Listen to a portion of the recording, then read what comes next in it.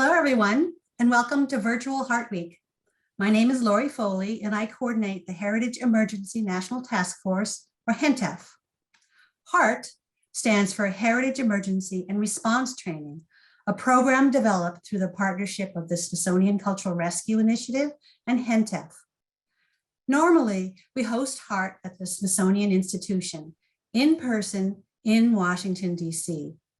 But due to the ongoing COVID-19 pandemic, we switched gears and developed a week of informative online programming dedicated to increasing understanding of emergencies and disasters that affect cultural institutions and historic sites. Though we're unable to train in person, we've been eager to fulfill HEART's goals through this week of programming. We're pleased to offer opportunities for all in the cultural, academic, and emergency management fields to better understand each other and the intersections within our fields. I remember vividly the day I met our next virtual HEART speaker. It was a Monday, September 25th, 2017, to be exact, 5 days after Maria made landfall on Puerto Rico as a Category 4 hurricane. The island territory was still reeling from the damage wrought by Hurricane Irma, which had struck 2 weeks earlier. The Smithsonian Cultural Rescue Initiative convened a call at the urging of the former director of the Museo de Arte de Puerto Rico, who was reaching out from California to assist the museum she cared deeply about. The museum, known by its acronym MAPR, survived the hurricane with the loss of its gardens and exterior damage, but at greatest risk were its irreplaceable collections due to the lack of power following the hurricane. As the director of MAPR, a Smithsonian affiliate museum, Marta Mabel Perez turned to the Smithsonian for assistance. I was immediately struck by her composure and commitment to protecting the museum's collections, despite the fact that she and her family and her staff were without power. She called in from the street where she could get a cell tower signal, and she was determined to complete the application for the NEH Chairman's Emergency Grant. She would have to go to the convention center where FEMA's Joint Field Office was located and the only place with power to fill out and submit the application. I came away thinking this was a remarkable woman. And remarkable she is. Marta Mabel is a photographer, creator of installations, curator, and cultural projects manager. In 2016, she founded the innovative Artistic Assistance Program at MAPR, a unique project dedicated to the artistic community in Puerto Rico, a project she guided until 2017, when she took the helm of MAPR. Under her leadership, MAPR has won significant grants for art conservation and exhibition projects from the Andrew W. Mellon Foundation, the National Endowment for the Arts, the National Endowment for the Humanities, and Bank of America's Conservation Art Project. In 2019, Marta Mabel and the museum team received the AAM Chair's Leadership Award, recognizing their work in rescuing cultural heritage following Hurricanes Irma and Maria in 2017. This American Alliance of Museums Award is not bestowed annually. It's reserved for outstanding leadership and extraordinary achievement in the museum field. In 2020, MAPR was one of 20 organizations recognized as American Cultural Treasures by the Ford Foundation and 5 other donors.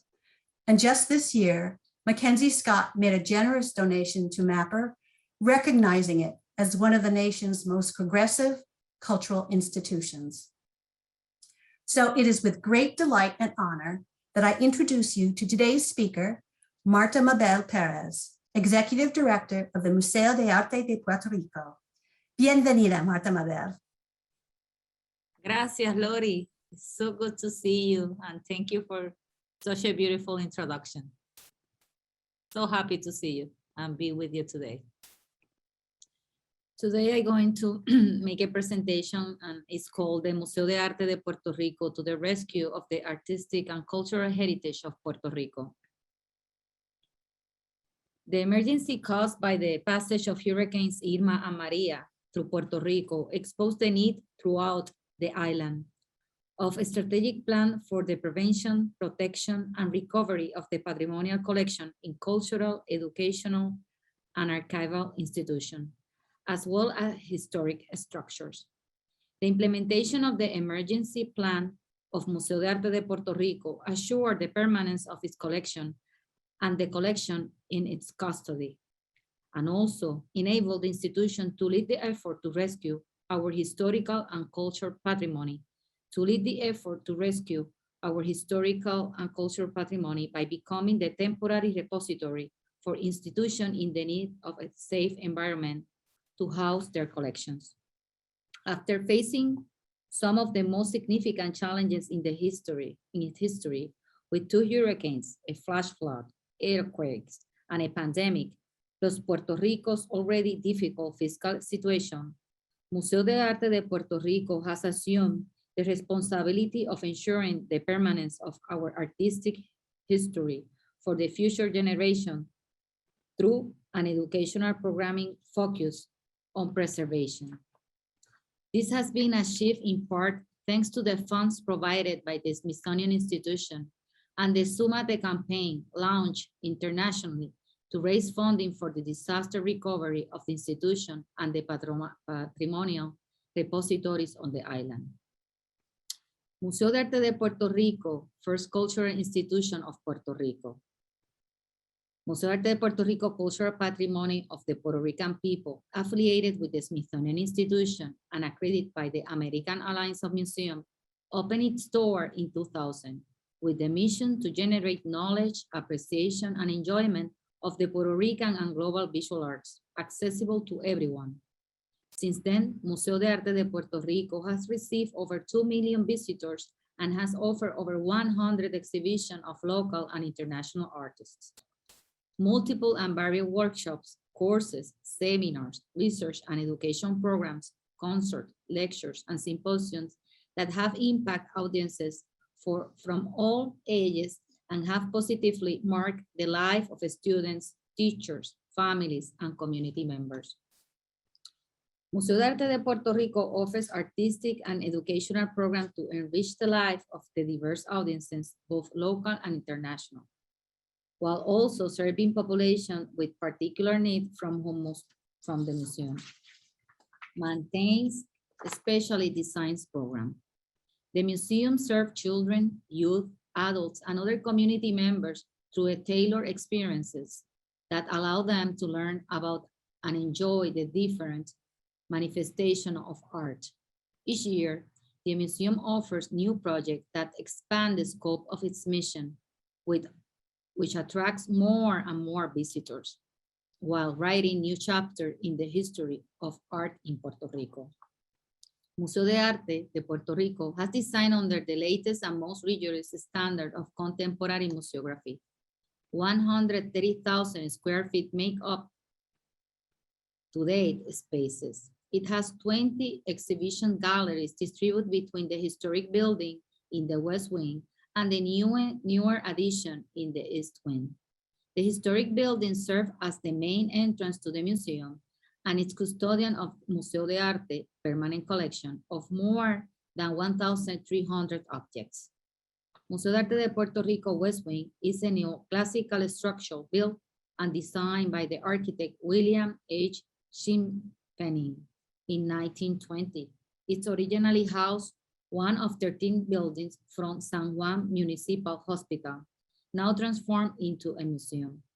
Its conservation was part of an effort to preserve the Puerto Rican art for the enjoyment of future generations. The East Wing, designed by the Puerto Rican architects Otto Reyes and Luis Gutierrez, is also a modern 5-story structure that blends with the historic building. It has an atrium 3 stories high, through which visitors can access the Raúl Juliá Banco Popular Theater, the museum store, the restaurant, and the museum gardens. Located between the different levels of the East Wing are the Conservation Division, storage facilities, and the Active Arte Gallery for the families and children, as well as the administrative offices.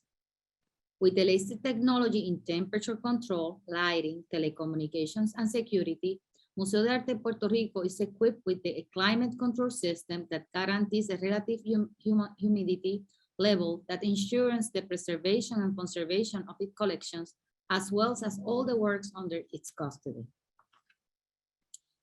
2017, the terrible year, 2 hurricanes and a flash flood. The Museo de Arte de Puerto Rico experienced one of the most important challenges in its history after a brutal arrival of 2 major hurricanes in less than 2 weeks, Irma and Maria, and a flash flood. No one in the island really knew what they were going to be subject to. A museum were not an exception. Despite of the mayhem, Museo de Arte de Puerto Rico managed to weather the emergency to become the temporary repository for the patrimonial collection from throughout the island. As stated in the book, Creating an Emergency Plan, a guide from the museum and other cultural institutions published by the Getty Conservation Institute in 2013, it says, it is impossible to eliminate national disaster, and no one can reasonably expect that all the damage can be avoided, but much can be done to mitigate the effects of devastating natural events and to reduce the risk, damage, or loss in other type of emergency situation. After the passage of 2 hurricanes, earthquakes, and global health crisis, it is important and pertinent to present the case of Museo de Arte de Puerto Rico, its heritage rescue project, as well as its involvement with the training and preparation of professionals from the field. It is also important to emphasize and to raise awareness of the need to raise funds during the recovery process. Irma prepared us for the unexpected. Hurricane Maria prepared the staff of the Museo de Arte de Puerto Rico for Hurricane Maria. The news that a powerful and catastrophic tropical cyclone was approaching activated the institution emergency plan. The time came to put into action 2 years of preparedness. The registrar, leader of the emergency plan, activated the protocol. Immediately, the emergency team began its work, led by the executive management. All personnel were activated in 2 groups. The first group, composed of the administrative and museum staff, was in charge of securing the building by placing storm shutters and doors and windows, as well as all the necessary protection to prevent water from entering. The second programmatic group was in charge of securing the permanent collection as well as the working custody or on loan. It took a day and a half of preparation. Upon completion, on September 5th, 2017 at 11:45 a.m., all employees went to their homes. On Wednesday, September 16, 2017, Hurricane Maria reached Puerto Rico. And after the passage of the phenomenon, Museo de Arte de Puerto Rico security personnel issued the first report. The generator was turned on for 5 working days in absence of electrical power. The museum remained closed to the public for 2 days, and all the collections were insured. During the passage of Irma, the damage were as follows: a window at the entrance of the museum and a loss of several trees at the sculpture garden. During the event, there was no need to activate the emergency work team. Furthermore, institutional protocols established that personal safety is prioritized. As executive director, I went to the museum immediately after the event, after a 20-minute walk from my home. After following all the protocol for access to the collection and restricted work areas, I was able to communicate with the registrar and the museography supervisor, since phone lines were working to inform them that everything was in order. As roads and streets were clear for travel by the government, museum employees returned to the property on the following Monday after the hurricane. It took 4 days to place the collection in the galleries, and we opened to the public on the following Wednesday after the hurricane. The path of Hurricane Maria left thousands without essential services of water and electricity. At Museo de Arte de Puerto Rico, as well as throughout Puerto Rico, Hurricane Irma served as a drill for the most devastating phenomenon to hit the island in the modern times, Hurricane Maria. And Hurricane Maria arrived in Puerto Rico. Hurricane Maria was the most strenuous experience for the Museo de Arte Puerto Rico staff. Just as collections were finished being put back in place after the path of Hurricane Maria, the arrival of another hurricane in the region was announced. Once again, the emergency plan was activated. Electricity had returned to the museum, but not all the residents of Puerto Rico. Most of hurricanes with the path towards Puerto Rico has diverted to the north, but not this time. The trajectory of Maria was very low. Within 24 hours before its arrival, it became evident that the hurricane was going to cross the island from south to north. At that moment, we realized the extremely difficult situation we were going to endure, since we were aware of the destruction caused by Hurricane Irma during its path through the neighboring islands, in a view of uncertainty of the aftermath the passage of Category 5 hurricane will have on the island. Following the bulletins issued by the National Meteorological Center, once again, the emergency work team placed the storm shelters in place and safety store collections. We already knew exactly how long it was going to take to accomplish all the protocols. But this time, we took greater measures. The museum staff finished their work in the evening, and only the emergency task force met on the morning on September 19 to go over the final details. On September 20th, 2017, while the hurricane was battering the island, I received a call from Museo de Arte de Puerto Rico previous director, Dr. Lourdes Ramos, to let me know that the security personnel from the museum were trying but unable to reach me. According to the former director, the electricity in the museum had collapsed, and she indicated that no one was to leave the museum until the hurricane had passed. At the time, it was not known.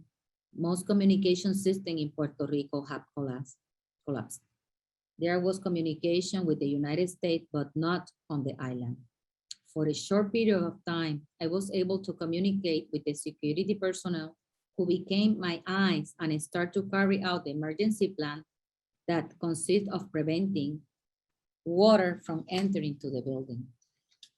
We were at intervals without communication until telecommunications companies turned on their generators. The whole world could see the devastation in all Puerto Rico, but we could only see the devastation around us and our neighbors. It was a time of a great uncertainty and anxiety.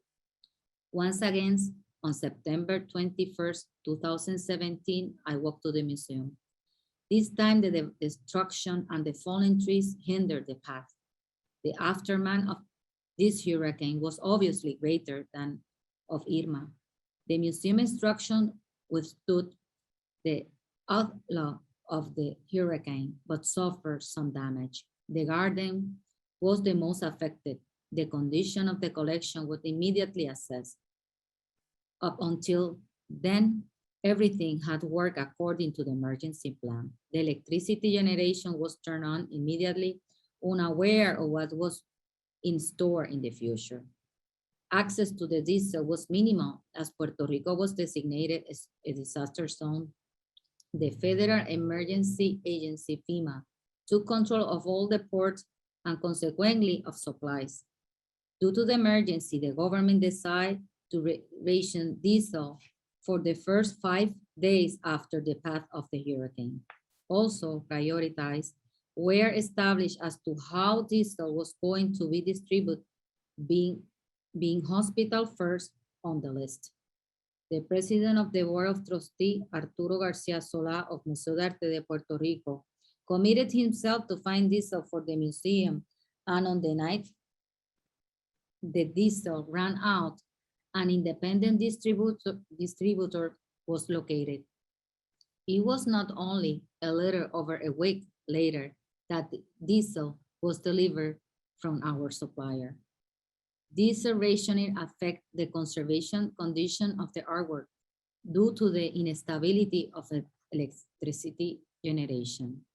Damage was minimum due to the 24 hours, 7 days a week monitoring. Personnel from the exhibition and collection department worked toward stabilizing the collection. The call after the emergency. For 3 days, I got to the museum by walking from home, focused all the time on the condition and safety of the collection. As they went by, it was evident how the museum was structurally damaged, its garden devastated, and without electricity to safeguard its most valuable possession. Its artworks from the 17th century to the present that encompasses its collection. To deal with the crisis, Museo de Arte de Puerto Rico depended on the generator that guzzled hundreds of gallons of diesel daily. On Sunday, September 24th, I perceived the initial changes on the collections. Condition of work on paper, immediately sending an emergency text to the former museum director informing her of the situation. On Monday, September 25th, the first emergency call coordinated by the former museum director with the personnel from the Smithsonian Institute was received. The Museum Emergency Task Force participated on the call. The Smithsonian jointly with FEMA are the institution in charge of assisting countries after catastrophic events. Support was requested to assist other museums with the acquisition of generator and specialized artwork conservation resources to ultimately train professionals from the field. As a result of this call, an emergency grant from the Smithsonian Institute was awarded to the museum. This grant facilitated the protection of collection and led the effort to rescue our artistic and cultural patrimony. Museo de Arte Puerto Rico is affiliated with the Smithsonian Institute. Implementation of the emergency plan. Museo de Arte de Puerto Rico was one of the few institutions in Puerto Rico that have an emergency plan. This plan allowed the museum to effectively manage the emergency and serve as a resource for the recovery effort of other patrimonial repositories on the island. The emergency plan was completed in 2017 after 2 years of research. It consists of 3 main sections: response, recovery, and rehabilitation, as well as appendices and detailed information to elaborate on each section, such as rescue priorities or sources of additional information. The appendices also include information on risk mitigation and disaster prevention, including a list of all existing risks, as well as various forms and checklists. After the emergency that treated the museum and its collections, the plan was evaluated, updated according to the current needs and resources. And then the flood happened. For 51 days, Museo de Arte de Puerto Rico stabilized its collection. It became the national ball, offered public assistance orientations to various museum and archive representatives, as well as take care of collections when power arrived. On Tuesday, November 7, 2017, electricity arrived at the museum. However, the relief from that moment will not last long.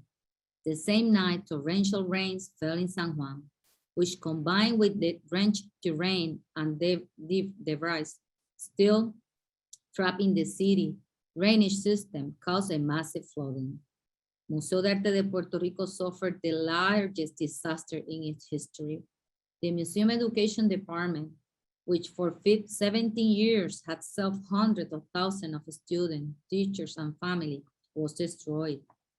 In a matter of hours, more than 4 feet of water flooded in the building, destroying our workshop, including supplies and equipment, the museum library, audiovisual rooms, and workspaces. A voice of relief, Sumate, Museo de Arte Relief Fund. During the emergency, the institution have to work on several fronts at the same time. Management has to be very focused on the steps to be taken. Museo de Arte de Puerto Rico, immediately after the path of the hurricane, began to develop the summative fundraising campaign, launched on October 25th, 2017. The amount of damage and unexpected expenses the museum undertook during the emergency was enormous. The damage caused by the hurricane to the structures and gardens, the cash outlay to operate the generator and to keep the collection safe, the trips, materials, and labor of the museum professional during the rescue of our patrimonial legacy, the labor for the restoration of the affected works of art, and then this new and serious crisis were a severe economic blow to the museum, which already had been affected by the Puerto Rico fragile economy. All this turned into an unexpected debt of more than $3 million. In addition to all that, high insurance deductibles added to the economic crisis. The immediate reaction was the creation of an emergency fund for the Museo, Museo de Arte Puerto Rico Relief Fund. This fund was financed from two sectors, a fundraising campaign and from a research of all the available aid from foundation, corporation, and or individuals. The concept for the campaign was developed 1 week after the hurricane. Donations were solicited to ensure that future generations can access this magnificent art collection to research and enjoy the rich and diverse legacy of Puerto Rico visual artists. The campaign was developed and uploaded on the fundraise.com platform. Days after its posting, the flash flood happened with the destroyed the education department located in the basement of the museum. It was then revised to urge the community to donate to the emergency fund and was successfully launched on November 27, 2017. The world watching us. During the emergency, it is necessary to promote the image of an institution. The efficient communication of the patrimonial rescue efforts after the atmospheric events and the assistance offered to the local museum community and cultural institution allowed the museum to position itself as a leader in the conservation of our national patrimony. As a result, articles were published in the newspaper and magazine, some specialized in art in Puerto Rico and abroad. Museo de Arte de Puerto Rico took the lead and effectively convey its needs, as well as its willingness to serve as a national repository for the fellow institution. Over 30 media outlets, including digital, print, radio, and television, told the Museo de Arte story in the midst of and through the emergency, both in Puerto Rico and in the United States, South America, and Europe, positioning the institution as a leader and necessary frame of reference for the arts and culture in Puerto Rico.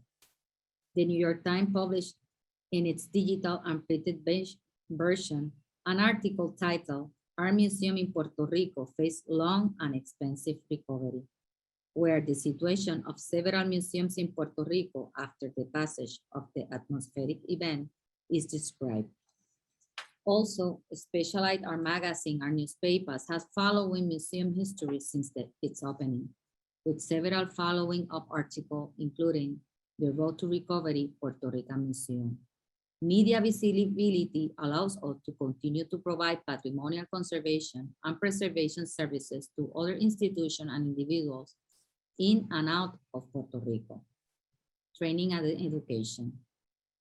Museo de Arte de Puerto Rico collaborate with the Heritage Emergency National Task Force and FEMA's Office of Environmental Planning and Historic Preservation to continue helping institutions in need.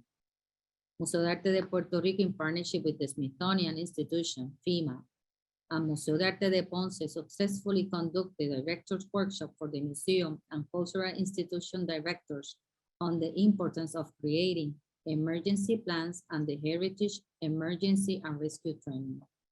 The 5-day hard training was held from March 19 to March 24, 2018 at the museum and was aimed at professionals in collecting management and or registrar of cultural institutions on the island. The training session includes topics related to risks and how to assess them, personal protective equipment, and safety, preventive conservation, disaster plans, damage assessment, documentation, handling wet and moldy materials, control of temperature and humidity levels, long-term drying method, principle of evacuation, packing, storage, and supplies, among others. A workshop specialized in conservation of assets aimed at artists, collectors of all kinds, and general public was held in March 24 at Raúl Julia Theater at the museum. Title, Learn with the Specialized Resources in Patrimony Conservation. The workshop focused on the protection of personal objects, work of art, and collections before, during, and after catastrophic events. Segment by topic, it was offered in alliance with the Smithsonian Institution, FEMA, and collaboration with the Museo de Arte de Ponce. The Museo de Arte de Puerto Rico as a cultural vault. During the emergency, the Museo de Arte de Puerto Rico led the patrimony rescue effort. It served the museum community and cultural institution and needed to provide a safe environment for their works of art and patrimony assets by becoming a temporary repository for collections. Dozens of museums and cultural institutions on the island did not have the resources to maintain their collections due to the impossibility of controlling temperature and humidity. As a result, the museum was transformed into a great cultural vault, housing over 200 of works of art and cultural assets from 6 institutions, in order to guarantee the permanence of our whole artistic history for future generations. The COVID-19 pandemic, an unexpected kind of emergency. In 2020, the world was hit by the pandemic. COVID-19 caused quarantines and curfew worldwide. Puerto Rico was not an exception. And on March 16, 2020, an indefined curfew began. It was at that time that the emergency plan was reactivated due to the impossibility for the specialized collection management team to come to the museum. Constant monitoring of the collection is essential for their conservation. After several meetings with the executive branch of government, it became possible to include the cultural sector of museum, among other organizations, in the executive orders offering dispensation to employees to go to the institution in case of an emergency. Once authorized by the government of Puerto Rico, the entire museum team returned to the work in person to continue our artistic, educational, and social mission. We continue to reinforce our emergency plan to safeguard our patrimony for the enjoyment of future generations. After a natural or man-made disaster, it is important for institution directors to identify opportunities. They must work within specialization and educate both the government and the community about the importance of the country's cultural patrimony. They must work focused on the field in which they work. In addition, keep open channel of communication for the benefit of all. All adversity is overcome by working as a team. The work team of Museo de Arte de Puerto Rico, together with its board of trustees, as well as the external auxiliary team, made it possible to successfully overcome the greatest crisis in the history of Puerto Rico.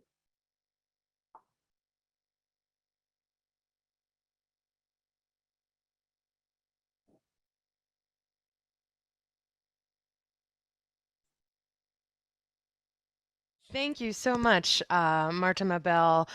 I've heard the story of how MAPR responded after Irma, Maria, and the flash flood a couple of times now, and I still am amazed at everything you all had to kind of quickly deal with.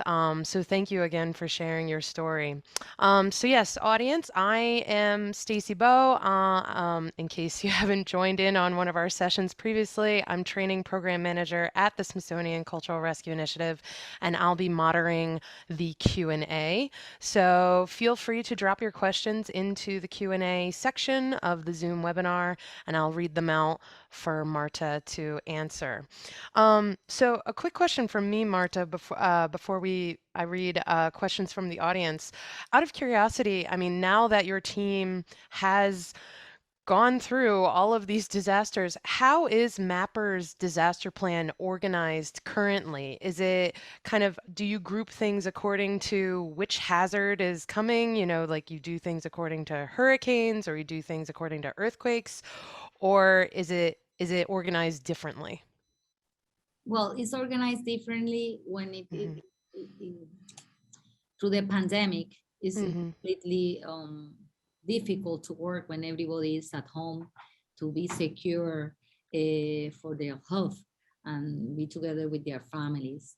Because when you have a pandemic that is completely different after a hurricane, everybody comes here and work together and we hold each other as a team. But with the pandemic, I mean, it's no one at the museum, and the director is have the responsibility to work it out. So during the pandemic, I worked with the security staff mostly that were at the museum. There were my eyes as during the hurricane. But at that time, we were in charge of dealing with all the emergency and the collections. I teach them how to take the temperature, how to manage the computers, how to put the deshumanizer in case that we don't have power or any emergency. So I have to train all my security staff to take care of the collection with me. And then we make calls to our registrar and our conservator every single day, and we send her all the temperature and humidity information numbers, so she tell exactly what to do at the property. Hmm. Hmm.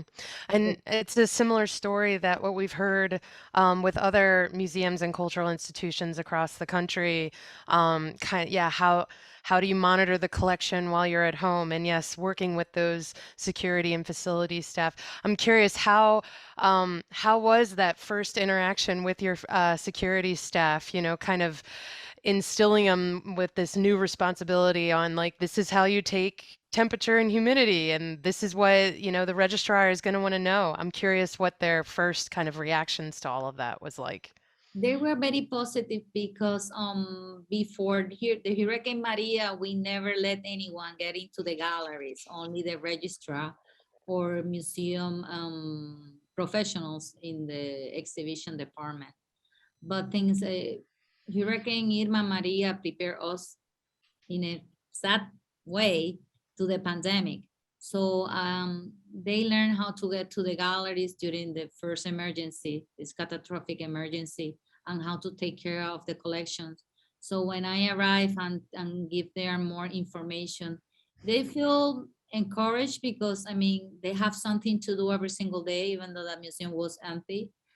We use a lot of video, WhatsApp video that Mm. we talk with them. So they walked through the museum and we knew exactly what they were doing. We teach them how also to use the just the object, just how you say, the humidificadores, that you Mhm. take the water from the galleries when you have a lot Mhm. of humidity.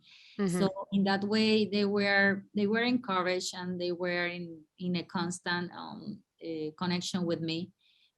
I came every single day. That's the responsibility of the director, and they send me reports every 4 or 6 hours, so I knew exactly what's going on at the museum with photograph and video. So we have like video calls all the time.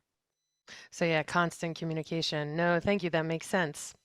Okay, so first question from the audience. Um, did you see any differences with how people talk about heritage after Hurricane Maria? Specifically, the question asker is interested in researching how this disaster changed how Puerto Ricans think about heritage. Well, it is a little complicated because as museum professional, you know that in our emergency plan, the life is first, and to secure people is our first thing that we have to do as professional. So we really understand when the government decided that the hospital were first and museums, they didn't understand why is it so important to keep collections. for future generations, because after people get back to life, they need to rescue their spirit and their mind, because if not, then you have this catastrophic health crisis that we have right now. So to rescue the collection is really important, and all the institutions and music and everything that have to deal with the humanities section in the cultural sector, because people will come into the museum, they need it after a crisis to rescue themselves and to continue with their lives. So it was very hard. Now they understand a little more, and I have been very blessed that I knocked the doors and everybody helped me and understand what is so important to rescue our heritage. Without history, we don't know where we come from, and we don't know where we are going to. So it's I, very I agree. Thank you. Next question. So, with talks about recovery, because I know every time you were moving into the recovery phase, just something more would happen. But currently, can you give us an update on your recovery process? What are the next steps?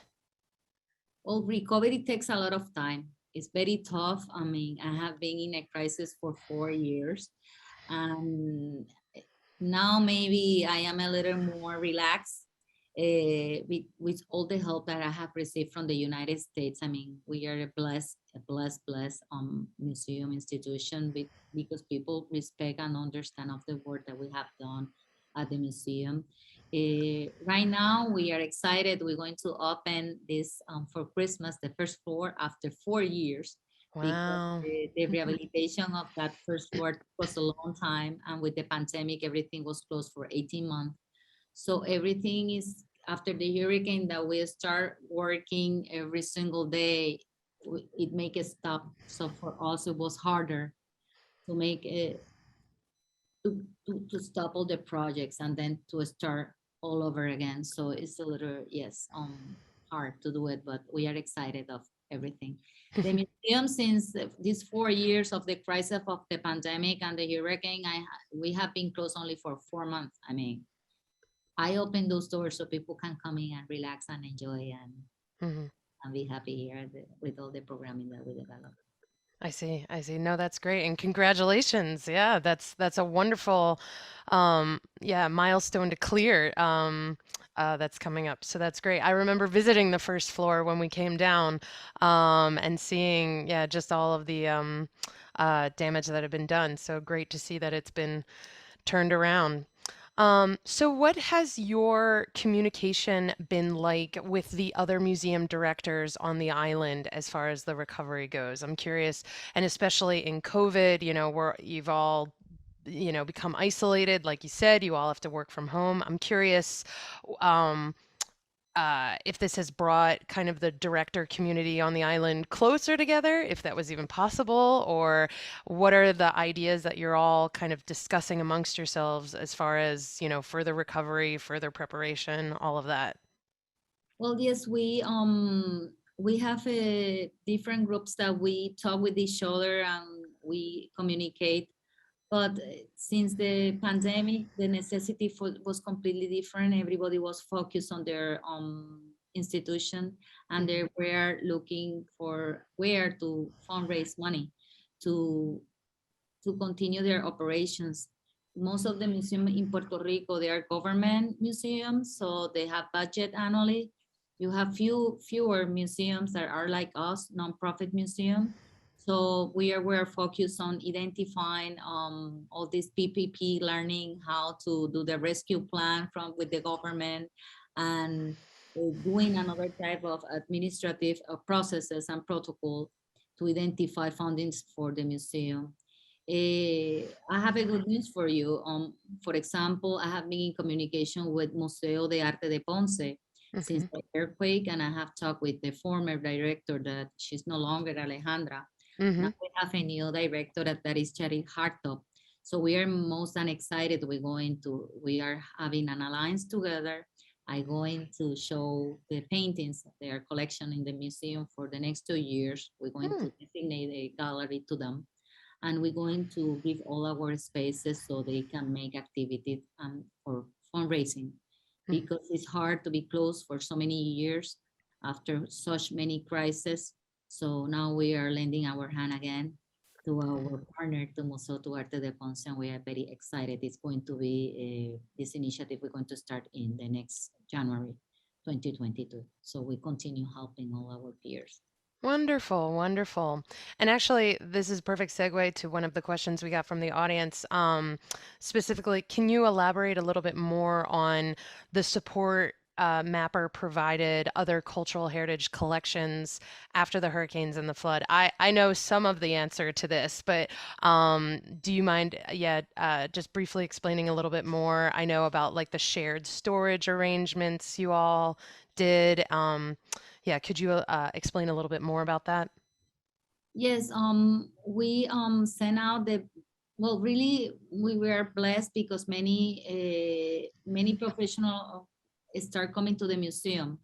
Peers start knocking our doors when they knew that we were open, and that was the opportunity for us first to receive their artworks at the museum, because we learned from their necessity, and also to give the training, because we knew at that moment that they didn't have the equipment and they didn't have the resources. And Sex to Smithsonian and all of you, we helped them out, and we were really worried of how they will turn that when the power was coming back, that they didn't damage the collections, because it's a, you know, it's very difficult how the humidity and the temperature, if it go too drastic.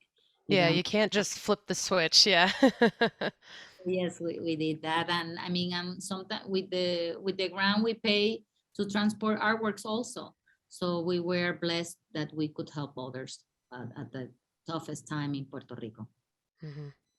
No, thank you. Next question. In what ways are MAPR and other collecting institutions on the island working to make their buildings and collection storage areas more resilient against future environment threats?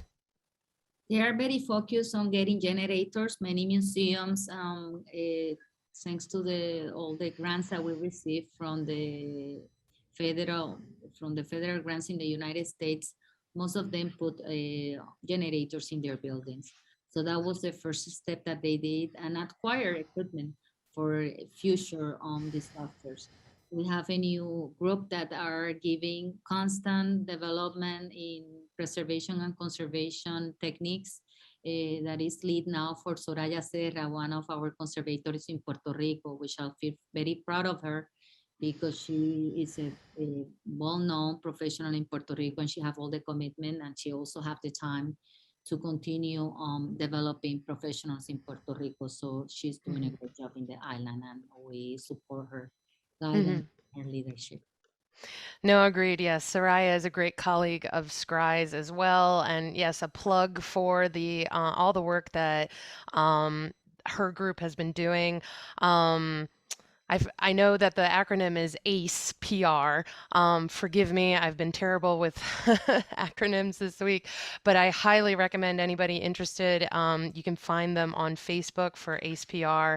And yes, as Marta said, they work on continuing education and professional development on the island concerning, disaster planning. And they're a great group to work with. But okay, back to questions. So, a multi-part question here. So one, what changes have you made to your disaster plans since these events? And after the events, did you realize you needed different supplies than you had on hand? And finally, has there been a focus on new types of training for disaster relief? I know that was a lot there. Well, yes, I mean, the equipment that we need for hurricane season is completely different from the pandemic. So Mhm. yes, we have different type of equipment for the different things that we have to do. The time I see as a director, and you know me, and Laurie know me, I see an opportunity in every crisis. So at that point, we learn, and this pandemic have shown us how take care of ourselves more.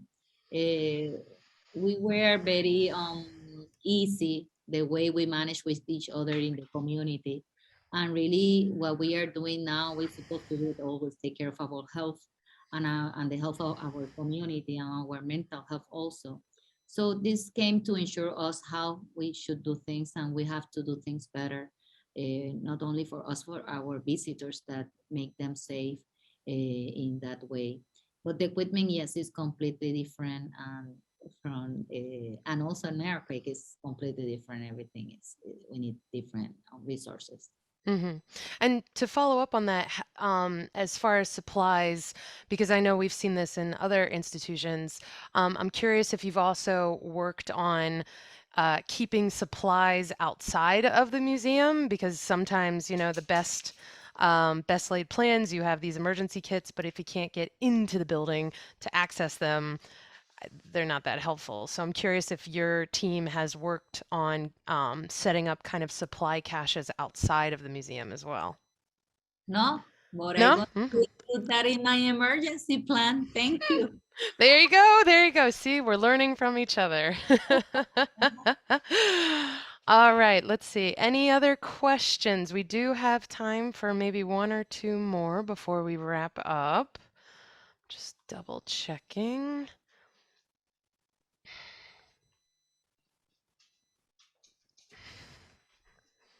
Um, all right. I don't see any questions.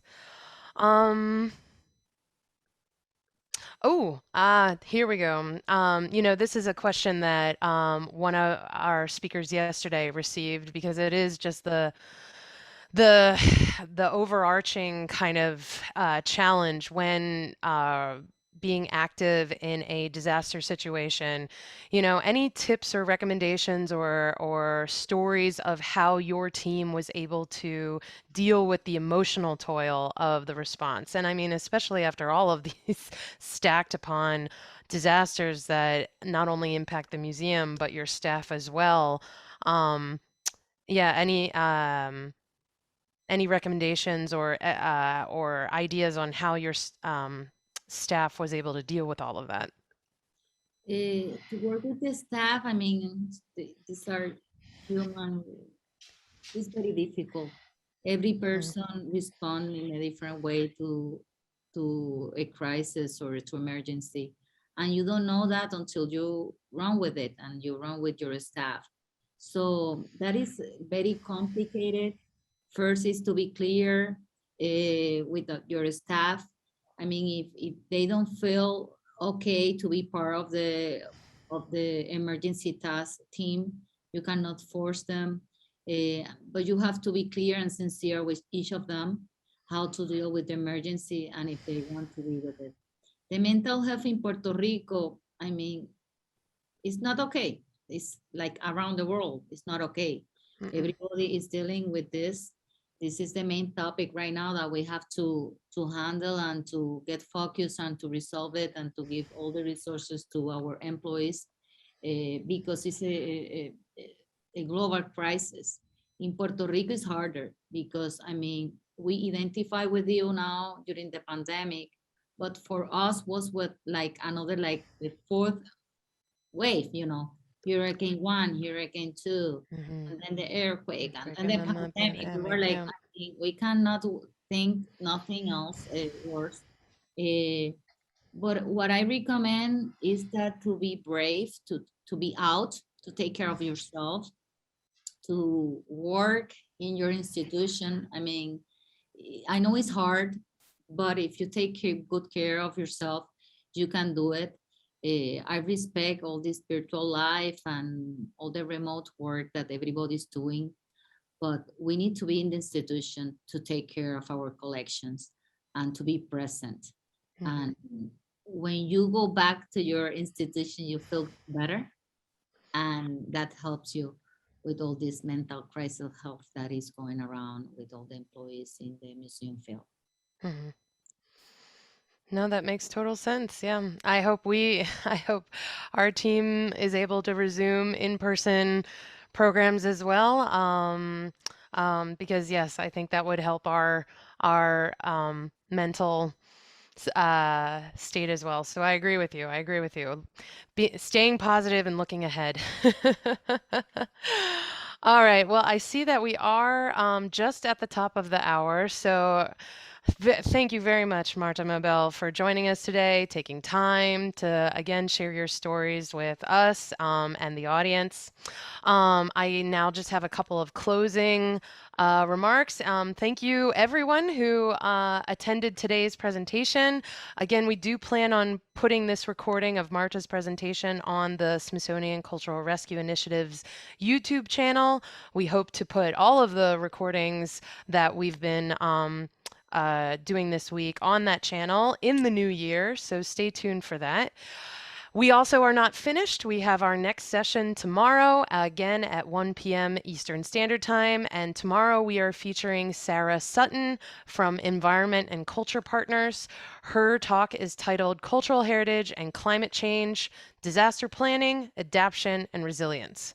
Very timely topic for many of us in the museum field. Thank you again for coming, and we hope to see you all there.